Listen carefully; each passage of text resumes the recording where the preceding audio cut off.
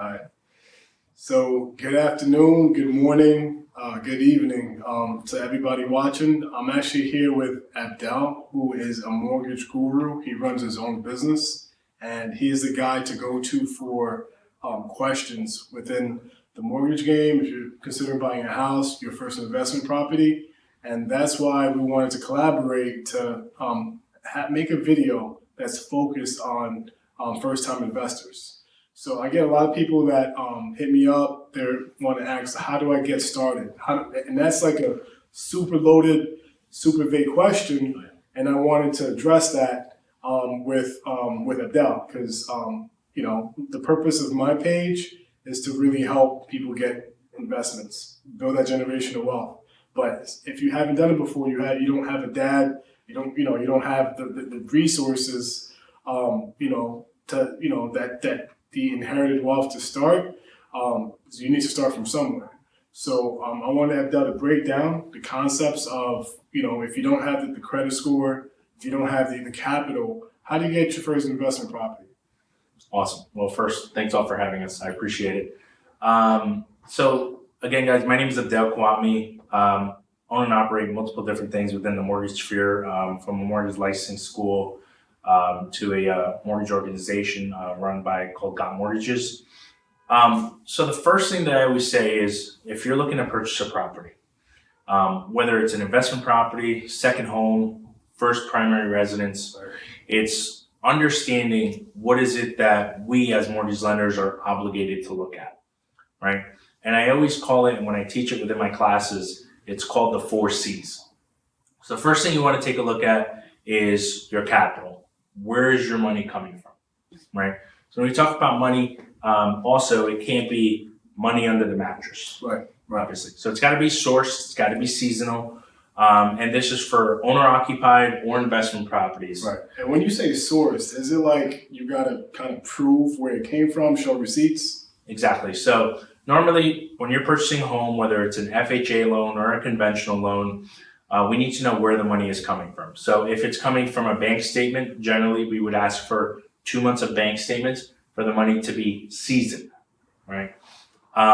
If you're receiving a gift, the same thing. And when I say a gift, mom, dad, family member is giving you money as a gift to purchase that property. That simultaneously needs to be seasoned and sourced too. So that person has to give their statements as well. Right. So understanding that when I have my communication with the clients, and hypothetically, you want to buy a house for $300,000, right, and you want to put, let's say, 5% down. Right. So that's $15,000. Right. So from the beginning, I talk to the client and get an understanding. Well, what do you have saved up? Right. And then you get the typical conversations of, well, I don't have accessibility to that capital. Right. Completely understand. So there's other avenues, down payment assistance programs. There's the NJH FMA, which just upped it in some counties in Jersey specifically to $15,000 that you could use for down payment assistance. A lot of restrictions sometimes, of course, in my opinion, they're catch-22 sometimes, but there are some abilities of you being able to get the $15,000. Right. So there's income restrictions, credit score needs to be decent. I believe it's 640 and above. I was just about to ask, what's what constitutes decent? What range should you be in? Because I know some people got 12 credit, and some people have great credit, which you probably need to watch the video. Yeah. So credit's a whole nother thing too, because there's so many different algorithms of credit. Right. There's a Vantage credit score, which is like what Credit Karma runs, right, and then there's a FICO credit score, which is generally what all mortgage lenders, regular institutions generally have. Okay. So you want to start off first with that stuff, right? And then piggybacking off of the next C being your credit, right? Your credit wants to be in obviously the best possible scenario that it can be. Credit score is based out of 850. When you have a light credit score, as I run into with some clients, the first thing I say is, well, let's not figure out how we can buy a house with that light credit score. Right. Let's figure out what is causing that credit score to be light. Right. Is it the utilizations? I would say a majority of my clients, because 35% of your credit is based off your payment utilization. Right. And then 30% is based off of the types of accounts in your payment history that you have. Okay. So talking on that, that's 65%. Right. And those are two of the generally the driving forces of why some clients have light credit scores. Right. They max out their cards, Right. or they're just not paying them, or they're paying them sloppy. Right. So there's that, and then you want to take a look at the collateral, which is the house that you're buying. How much money are you putting down? Right. So you can go as low as 3.5% down FHA. Everybody knows that. Right. You can go also for conventional. You don't have to put 20% down, right. like some clients think, right? Right. You put 20% down conventional because you don't pay mortgage insurance. Right. But the God's honest truth, sometimes I show some of my clients, if you put 5% down or 10% down, one, you're saving that much more money, saving it into the house. To put it back into the house, rehab it, value goes up, right. rinse and repeat, you get to refi. Right. But also, you could go as low as 3% down with a conventional loan. There are income restrictions. It's called a Home Ready program. As long as you don't make 80% of the area median income. So what happens is if you want to buy a house on 123 Main Street and you want to find out if you qualify for it, right. you would type in 123 Main Street at the area median income website. You guys can message us and we can tell you the website address. But you check it out and then it spits it back of what's, I believe it's 60, 80, and 100% of the area median income. Right. If you make less than that, you qualify. Wow. Now, there are, of course, credit score-driven requirements. Generally, 680 and above is where you need to be to get a conventional loan in general. But that, or if you just want to get no income restrictions, you could go as low as 5%. 5%. Yeah. So again, FHA 3.5, conventional. You could do 20 because you don't pay mortgage insurance, right. or you could go 3% if you're making under the area median income, which a lot of spots, especially in Jersey now, it's like between 90 to 100,000 annually. Right. Or you could just put 5% down, no income restrictions.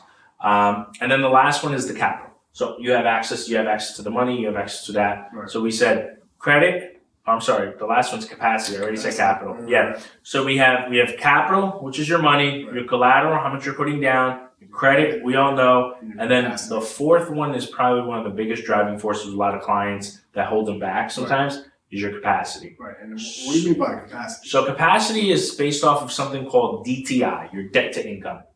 How much money you make versus how much money do you have to pay out for, right? So FHA loan allows you to borrow up to 56% of your debt to income. 56. So let's put in a number. So if you make 10 grand a month, right. the max total debt you can have against you is $5,600, right. which includes both the mortgage payment plus total debt. Total debt. Conventional allows you to borrow generally up to 45%. Right. So you see, that's a big difference. So that same example, you're at 10 grand a month in gross income, and then you could qualify for a home up to $5,600. Right, right. And then on the conventional side, only $4,500. Right. So it is a big difference in terms of the two, and those are usually the top things. So if you are looking to buy, your first property or investment property, thinking of those 4 C's first right. would definitely be most important, and then we strategize from there. Now, if you have school loans, I know a lot of us do. Great question. Yep. How does that factor into your collateral? Yep. So when you have student loans, taking a step back even further, a lot of us right now, because it is post-COVID, but we still have the extension of the COVID forbearance, with Joe Biden's executive order. Right. If you're not paying student loans, what happens is that we as mortgage lenders are obligated to take a specific percentage of what we estimate to be that monthly payment. Right. So if you have an FHA loan or you're getting an FHA loan, we would only take 0.5%. 0.5%, okay. So let's say, for example, you owe $10,000, mm-hmm. right? That equates to $1,000. Okay. We would take $500. Okay. So $500 would be used against you as that monthly payment. So going back earlier when we did that $10,000 example, $5,600 being that max, right. We would go. So you're at 56 is your total debt. If you have $500 of student loans, you slice that, you're now down to 5,100. Exactly. Okay. Conventional also does the same, but it's 1% right. conventional, which is essentially in that same example, $10,000 of student loans, you'd be at $1,000. Right. So now, remember how conventional is 45% debt, right. where you were at 4,500. You got to subtract 1,000, which means you're now down to 3,500. Right. Got it. Makes sense. There's other programs too with conventional. If you go with a Freddie Mac, 0.5%, but generally the rule of thumb is 0.5% FHA, 1% conventional in terms of student loans if they're being deferred. If you're on a payment plan though, we can actually go with that payment plan. So sometimes your payment plan is less than, especially if you were a doctor or you went and did your master's or so on and so forth, you got a lot. We can actually use the payment plan as long as you can prove it and provide the factual paperwork that we need. Okay, cool. And I know this is a big question and there's been like a lot of news around it, but how can I use my rent? If I'm paying rent and I've never owned property, I don't have equity, don't have all this collateral you're talking about, but I've been paying rent. I've been paying rent for like 10 years now. What can I do for me? How can I use that rent to try to get a mortgage? So Experian, and actually a lot of credit bureaus now with Experian, Equifax, and TransUnion, there's been a change recently with Fannie Mae. So Fannie Mae is essentially the governing body that allows mortgage lenders, it sets rules, guidelines, and basically why banks follow them is because if I sell you a loan, a different bank, if it went through Fannie Mae guidelines, can actually buy your loan. Right. And a lot of banks do that to free up liquidity, free up capital and stuff like that. But going back to it, so rent's been one now that we can actually use if you're trying to get, let's say hypothetically, a conventional loan or an FHA loan, Right. and your credit's lighter or things along that nature. One driving force that we can actually put within the automated system is that you've been paying consistently on time for 12 months.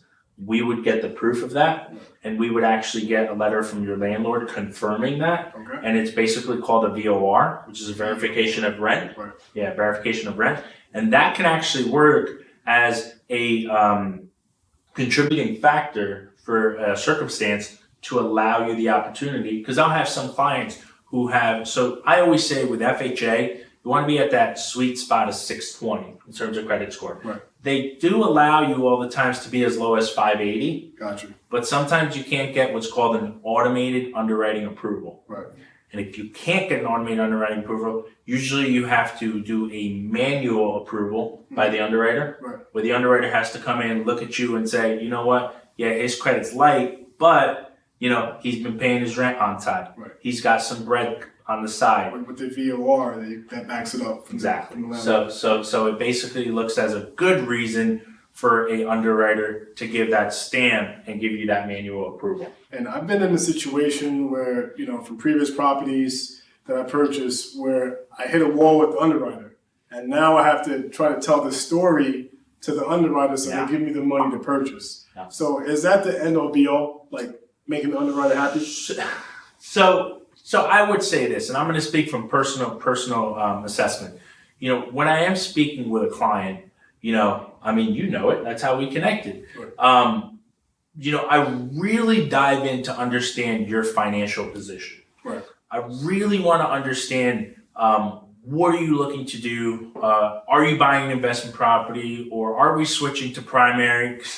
If you don't mind me saying, that's where we were at, right? Yeah, we were like, facts, we're gonna buy this, we're gonna buy that, Right. and then I think in some points I was like, dude, don't do that. Right. You should do this, or let me vouch for this. It's like shifting gears depending on what you're trying to buy. Correct. Right. So I think it is very important for you, whoever is watching, or just anybody in general, that you work with a professional who wants to understand what you're looking for and guide you in the right direction. Right. And when you get to that point, man, like when I'm working with my clients, I am fully like underwriting your file because I put myself in the shoes of an underwriter. Right. And listen, if I know that, our credit's light, I'm going to get the VOR in advance. Right. If I know that our debt to income's high and the underwriter's going to question me, I'm going to show her that we have extra bread on the side parked in reserves so we look strong. So it's all about kind of anticipating and thinking of that, pessimistic approach where I'm like, yeah, man, and these files will be the cleanest files. I'm like, yeah, but what can get flagged? Because an underwriter's job, right? Her job is to underwrite the file. Her job or his job is to run through the file and make sure there's no potential of a client not paying. Right. Make sure there's no potential of an investor kicking it back. Right. Are some underwriters aggressive than most? Maybe. Sure, Right. you know, we work with a few, even within my organization that are, Right. but they're doing their jobs. Exactly. So I think it is important that when you're working with a lender and sometimes, you know, they're asking for a little too much, you know, it's obviously it's okay to ask, but get an understanding because it could be a reason behind why some of those things are being asked for specifically. Yeah, thanks for explaining like that. So, I mean, I want everyone to walk away with this. Mortgagers, lenders, they want to lend. That's how they make money. They want to give you money to purchase something so you can pay them interest. That's how the game works. It's up to you to convince them with your profile and with what you have, what you bring to the table, why they should give you this $200, $300, $500, $1 million to purchase your investment property. And I hope that you walked away with what Abdel had to explain as far as how you can get those 4 C's. Boom. Thanks, guys. I appreciate it. Thank you for tuning in, and we'll be